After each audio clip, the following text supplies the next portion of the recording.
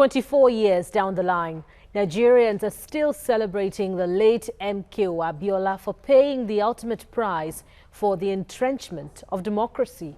TVC News correspondent Olawale takes a look at his profile in this report.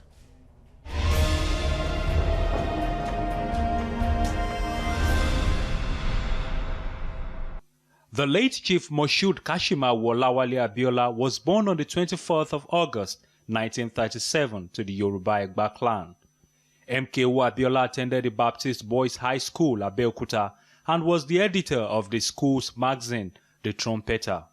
At the age of 19, he joined the National Council of Nigeria and the Cameroons. Moshood Abiola started his professional life as a bank clerk with Barclays Bank in Ibadan in 1956. He later joined the Western Region Finance Corporation as an executive accounts officer. He proceeded to Glasgow's University, Scotland, where he received a first-class degree in accountancy and also gained a distinction from the Institute of Chartered Accountants of Scotland. On his return to Nigeria, Abiola worked as a senior accountant at the University of Lagos Teaching Hospital. He later joined the ITT Corporation, where he rose to the position of Vice President, Africa and Middle East of the entire corporation, which had its headquarters in the United States.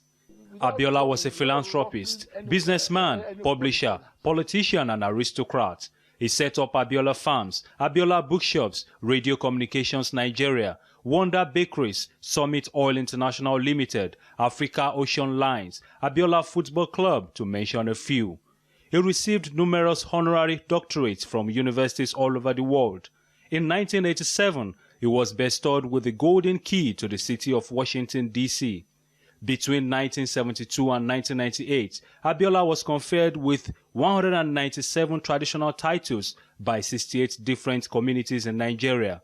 He financially assisted in the construction of 63 secondary schools, 121 mosques and churches, 41 libraries, 21 water projects in 24 states. MKO Abiola joined the ruling National Party of Nigeria, NPN, in 1980.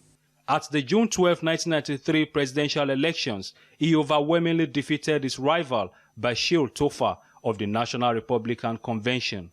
The election, which was declared Nigeria's freest and fairest by national and international observers, was annulled by military President Ibrahim Babangida.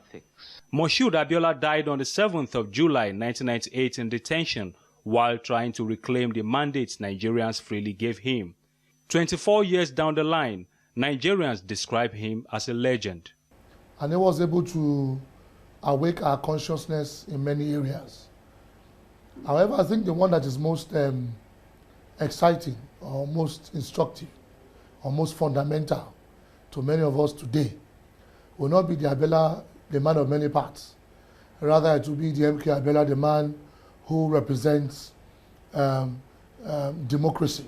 We all looked up to him for his exploits, in business and what he has been able to do. And when he ventured into politics, it was a different matter altogether. And we will always remember him for his business exploits and what he sacrificed his life for, which is for democracy in this country. I see him as somebody who loves Nigeria. I see him as somebody who is not interested in people suffering, somebody who wants the betterment, who wants better things for everybody.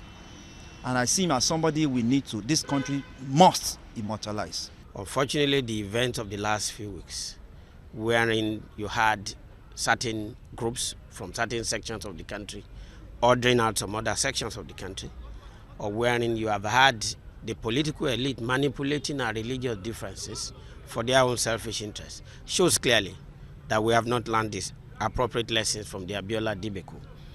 And the earlier we did that, the better. Nigerians look forward to a time when the ideals of true democracy, which MKO Abiola fought for, will be enjoyed in the country. Olawale, TVC News, Lagos.